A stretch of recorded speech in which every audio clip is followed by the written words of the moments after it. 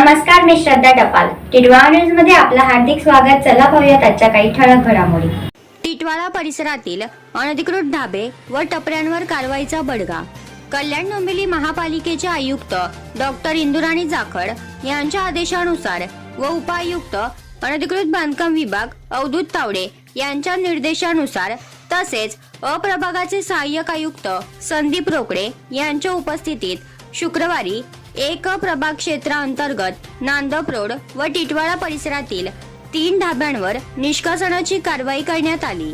तसेच शाळांच्या नजीक तंबाखू, गुटखा इत्यादी विक्री करण्यात येणाऱ्या 4 टपऱ्या जेसीबी आणि डंपर यांच्या साह्याने उचलण्यात आल्या.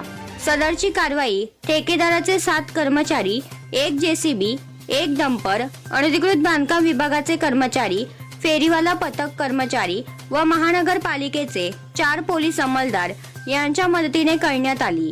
अशी ही कारवाई यापुढे सुरू राहणार असून सोमवारपासून सदरची कारवाई ही आणखी मोठ्या पद्धतीने करण्यात येणार असल्याची माहिती अप्रभागाचे सहाय्यक आयुक्त संदीप रोकडे यांनी सांगितले.